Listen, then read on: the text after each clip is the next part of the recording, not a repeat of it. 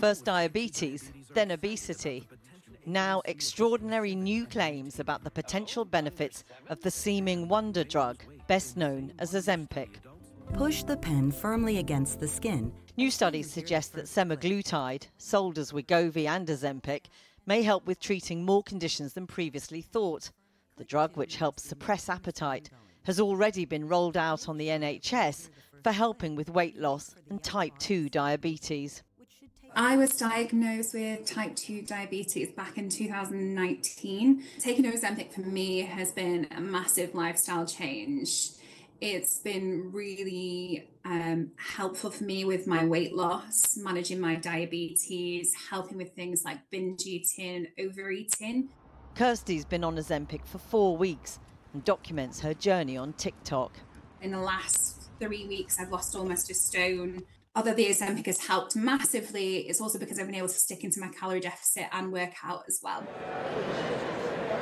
Papers presented at a conference this week in London found that semaglutide consistently reduced the risk of heart problems, but also helped treat conditions like arthritis and Alzheimer's. With NHS spend on diabetes over £10 billion a year, it could be game-changing for the health service.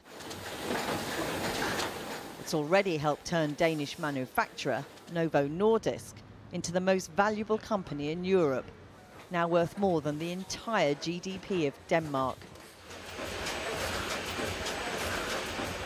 But the drug's side effects can be severe, and many clinicians warn it shouldn't be seen as a replacement for lifestyle changes.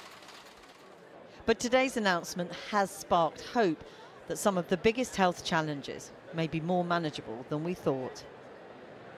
Well, earlier I spoke to Professor Brian Williams, the Chief Scientific and Medical Officer at the British Heart Foundation, who's attending that conference in London. I began by asking for his assessment of claims that it could slow aging and prolong life. So my assessment of that is that if you are overweight, and particularly if you're extremely overweight and you develop type 2 diabetes as well, then we already know that shortens life. And the shortening of life is due to a range of conditions, mainly cardiovascular disease and kidney disease, but also things like cancer that are associated with aging. So that's where the claim has come from. My sense is that what these studies are showing is that the accumulation of fat in the body sets off a whole range of processes that are detrimental to our health and that have far-reaching consequences. Inevitably, you know, the holy grail has always been to look for treatments that will prolong life. We have a treatment here alongside blood pressure control and statins and other treatments that we use to prevent cardiovascular disease that will prolong life in patients who need the treatment because they have diabetes or are overweight. And that's why we're excited, and that's why some of our colleagues get overexcited. But, you know, that's where we stand today. And just to be clear, I mean, some of the conditions that are being talked about in connection with this now include things like arthritis and Alzheimer's. I mean, where is it in terms of those conditions? So I think if you look at obesity and you look at the consequences of obesity, all of those things are well recognized in people who have excessive weight, particularly extremes of excessive weight. I think we know these associations exist. What's exciting is that some of these associated diseases may be reversed, or at least the risk of them reversed, by reducing weight with this treatment. I suspect if people were able to reduce their weight by an equivalent amount, by following long-standing guidance to eat healthy and take more exercise and look after yourself, we'd probably get the same benefits. And that's probably one of the reasons why people who adopt those lifestyles don't get those diseases that we've just mentioned quite so often until very late in their longer lives. And just in terms of the whole picture, this drug won't necessarily suit everyone. You know, is there a word of caution about that? Yeah, like any medication, it should be prescribed by a clinician who understands the reasons for prescribing it and can advise patients on the potential consequences.